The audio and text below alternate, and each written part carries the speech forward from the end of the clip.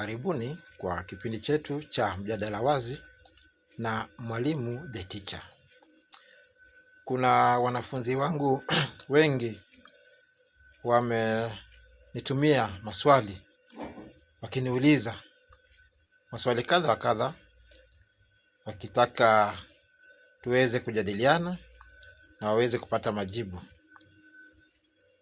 Basi katika mjadala huu ambao ni mjadala wazi, mimi nitaweza kujibu maswali haya kulingana na ufahamu wangu. Lakini hata nawe pia una nafasi ya kutoa mawazo yako au mchango wako kulingana na maswali ambayo hawa wanafunzi wanauliza. Huu ni mjadala wazi, kwa hiyo mimi nitatoa majibu kulingana na mimi, kulingana na mtazamo wangu. Lakini hata nawe pia una ruhusa na fursa ya kuchangia ili pia kutoa mawazo yako katika kujibu maswali haya. Swali la kwanza: kwa nini ndoa za sasa au za siku hizi zinavunjika ovyo ukilinganisha na ndoa za kitambo ambazo zilikuwa zinadumu? Swali nzuri sana. Na tukiangalia hali halisi na jinsi mambo yalivyo, ni kweli kwamba kwa sasa hivi ndoa zetu nyingi sana zinavunjika, zinasambaratika. Unasikia watu wamefunga harusi, sherehe kubwa imefanyika, watu wamekula na kunywa, lakini baada ya muda mfupi unasikia watu wametengana, watu wameachana. Basi kuna mwanafunzi anataka kujua mbona, chanzo cha haya yote ni nini? Kwa kujibu swali hili na kwa mtazamo wangu, naona kuwa chanzo cha kusambaratika kwa ndoa nyingi siku hizi ni mambo mawili makuu. Kulingana na mimi, mambo mawili makuu ndio yanayochangia kuvunjika kwa ndoa zetu. Jambo la kwanza au sababu ya kwanza ni pesa, na ya pili ni kukosa uaminifu katika ndoa. Hebu tuangalie swala la pesa. Siku hizi kwa kweli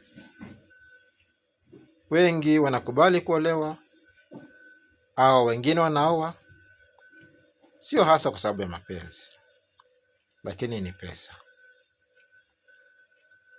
Tuchukue mfano mmoja. Dada au msichana, pengine una watu wawili, wanaume wawili au wavulana wawili. Mmoja anakupenda sana, tena kwa dhati, lakini hana pesa. Mifuko yake itupu, haina kitu. Na huyu mwingine ukiangalia kwa undani, kwa kweli hakupendi vile, hakupendi sana, na hata una hakika naye, lakini ana pesa. Je, kati ya hawa wawili unaweza kubali kuolewa na yupi? Na nadhani mtakubaliana nami kwamba wasichana wengi wa sasa wataenda kwa yule mwenye pesa na sio yule mwenye mapenzi. Kama wanavyouliza wengine kwa sasa hivi, wengine wanauliza kwamba sasa ukinioa na twende pale kwako ama nyumbani, tutakula mapenzi? Kama huna pesa tutakula nini?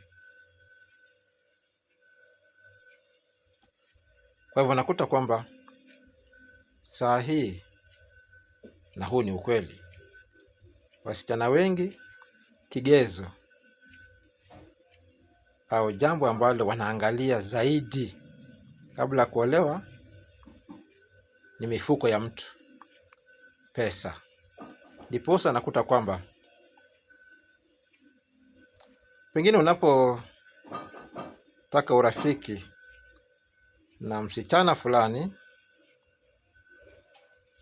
pengine swali la kwanza ambalo atakuuliza ni unafanya kazi wapi? Unafikiri kwa nini wanauliza swali hilo? Kutokana na pale unapofanya kazi tayari ataweza kupima na kujua huyu aidha ana pesa au hana pesa. Kwa hiyo unakuta kwamba watu wengi kwa sasa hivi wanathamini pesa kushinda mapenzi. Wadada wengi sasa hivi wanaangalia pesa na sio mapenzi. Lakini tatizo inatokea kwamba pengine ndiyo mtu anaweza kuwa na pesa na mkaoana, kisha baadaye pengine ile kazi yake ikaisha au biashara ikarudi chini na pesa zikapungua au zikaisha. Hali hiyo inapotokea huchangia sana kwa ndoa ile kuvurugika, na mara nyingi unakuta ndoa kama hiyo basi inasambaratika na watu wanaachana, kwa sababu kigezo msingi wa ndoa ile haipo tena.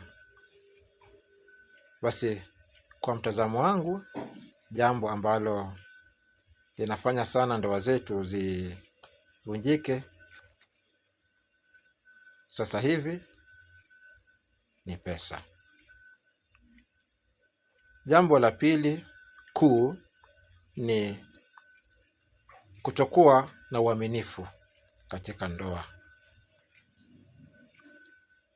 Pengine niulize swali, kati ya wanawake na wanaume ni wepi ambao wanachepuka zaidi? Ni wepi ambao si waaminifu zaidi? Je, ni wanaume ambao si waaminifu zaidi katika ndoa au ni wanawake? Mimi nitatoa kauli yangu na naomba msinipige mawe. Mimi naona wanaume wengi ndio si waaminifu katika ndoa. Wanaume naona wanachepuka zaidi kushinda wanawake, na pia wana visababu tu vingi ambavyo wanatoa ili kuhalalisha upotovu huu, ili kujitetea. Kwa mfano, utasikia mwanaume akisema kwamba mwanaume mzima hawezi kuwa na mke mmoja. Mwanaume kamili lazima awe na wanawake wengine wengi au kadhaa. Wengine nao unena kuwa mwanaume katika hali halisi, mwanaume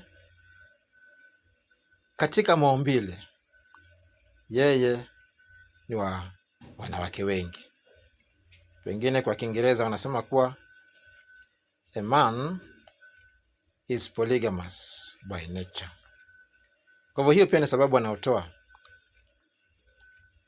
kujaribu kujitetea kwamba mwanaume anafaa kuwa na wanawake wengi. Na wengine pia bado wanatoa mfano wa jogoo na koo, au kuku wa kiume na kuku wa kike. Wanasema wanauliza ushawahi kuona jogoo mwenye koo moja? Jogoo kawaida, jogoo kamili lazima awe na koo kadhaa au kuku wa kike kadhaa. Kwa hivyo wengine hujiita mimi jogoo, hujiita jogoo. Kwa hivyo lazima awe na akina dada au wanawake kadhaa. Basi hivyo ni visababu ambavyo wanaume hutoa ili kujitetea na kuonyesha kana kwamba kuchepuka kwao si makosa. Lakini ukweli ni kwamba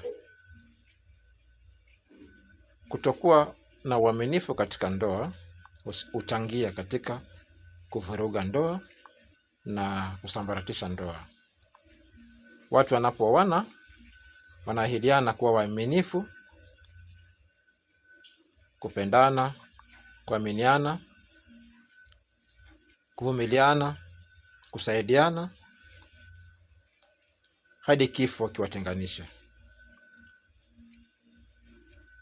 Kwa hiyo ni makosa kutokuwa mwaminifu katika ndoa. Ni makosa kuchepuka, maana unamsaliti mwenzako, maana unakosa heshima kwa mwenzako. Ni ishara ya dharau. Kwa hiyo sioni sababu ya mtu kusema kwamba nina haki ya kuwa na wanawake wengine nje ya ndoa. Ikiwa ni ndoa ya mume mmoja na mke mmoja, basi inapaswa kuwa hivyo. Na mawazo haya yangu ni ya ndoa ambapo watu wameoana na wameahidiana kuwa pamoja, mume na mke. Ni tofauti na ndoa za kitamaduni au ndoa za Kiislamu. Ndoa za kitamaduni nadhani inalingana na jamii mbalimbali na mila na tamaduni zao. Na kwa ufahamu wangu ni kwamba mila nyingi zinaruhusu mwanaume kuwa na wanawake kadhaa. Kwa hiyo kama ni mtu ambaye anafuata mila na tamaduni za jamii yake, basi hiyo ni tofauti. Atakuwa ameoa wanawake wengi. Kuoa wanawake wengine ni tofauti kabisa na kutokuwa mwaminifu katika ndoa. Maana hapa ni kwamba wewe umeahidi kuwa na mke mmoja, lakini bado unatoka nje na kutembea na wengine kule nje. Kwa hivyo ndoa ambayo inaruhusu kuoa wanawake wengi si sawa na mtu ambaye ameahidi kuwa na mke mmoja na bado anatembea nje. Ni makosa. Pia ni tofauti na ndoa za Kiislamu, maana sheria ya ndugu zetu Waislamu inaruhusu mwanaume kuoa wanawake nadhani hadi 5. Kwa hiyo kulingana na sheria ya dini ya Kiislamu inaruhusiwa kuwa na wanawake wengine, lakini pia sio kuchepuka. Maana kuchepuka tofauti na kuwa na mwanamke ambaye umemuoa kihalali na hata yule mke wako mwingine anafahamu na amekubali. Kwa hivyo sababu kuu ya pili ambayo pia inachangia katika kusambaratika kwa ndoa zetu kwa sasa hivi ni kutokuwa mwaminifu katika ndoa. Sio wanaume tu wanaochepuka, hata wanawake. Japo kwa mtazamo wangu wanaume wamezidi. Unaweza kuta kwamba mama pia anatoka nje ya ndoa yake, na wao pia wana visababu vyao. Wengine wanasema yule mume wake mara nyingi hayupo pale nyumbani kwa hivyo anakuwa peke yake, pengine anafanya kazi mbali, wengine anasema yule mume wake si mume kamili, hamridhishi, wengine wanasema mume kila wakati amechoka, na wengine pia hufanya hivyo kwa kulipiza kisasi, na wengine inaweza kuwa ni kwa sababu ya pesa. Unaweza kuta kwamba mwanamke ndio yuko katika ndoa na amekutana na mwanaume mwingine mwenye pesa kushinda mume wake, na yule akamshawishi na pesa, naye basi akamsaliti mume wake au kwenda nje ya ndoa yake. Hayo yanatokea. Kwa hiyo unakuta kwamba wanawake pia wapo ambao wanachepuka, na hilo pia ni kosa. Na unakuta kwamba baadaye ikigundulika kwamba mume ana mke mwingine nje au mke ana mume mwingine nje, basi hilo hutokea kusababisha ile ndoa kuvunjika. Kwa hivyo mwanafunzi wangu ambaye uliuliza swali hili, huo ndio mtazamo wangu kwamba ndoa zetu kwa sasa hivi nyingi zinavunjika kwa sababu mbili kuu: pesa na kutoaminiana katika ndoa.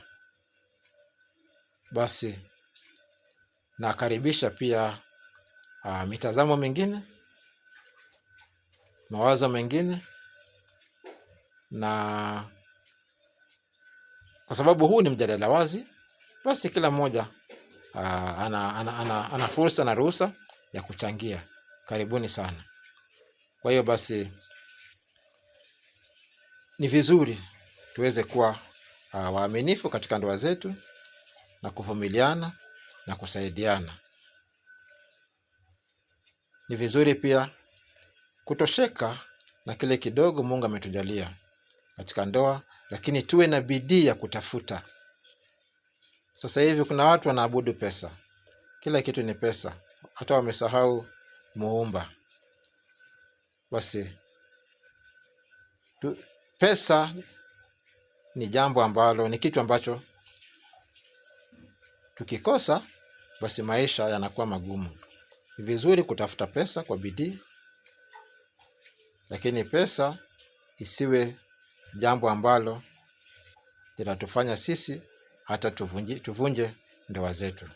Kwa hiyo tuwe waaminifu katika ndoa zetu, na pia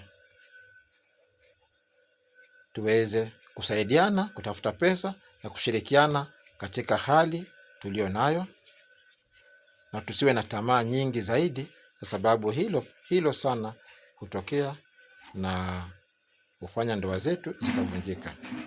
Karibuni pia kuchangia na kutoa mawazo yenu katika mjadala huu wazi, kujibu swali la huyu mwanafunzi ambaye anataka kufahamu kinachosababisha ndoa zetu nyingi kuvunjika kwa siku za sasa au kwa siku zetu za sasa. Kwa sasa hivi ni kweli ndoa zetu nyingi zinavunjika, na kama mimi nilivyosema, naona kwamba zaidi ni pesa inayosababisha, na pia kutokuwa waaminifu katika ndoa.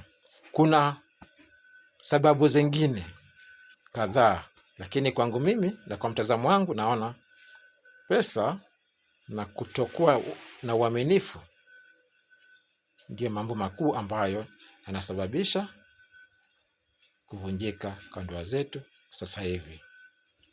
Natumai nimejibu swali lako, na wengine pia karibuni tuweze kuchangia swala hili ili tuweze kufahamu vyema chanzo cha kuvunjika kwa ndoa zetu.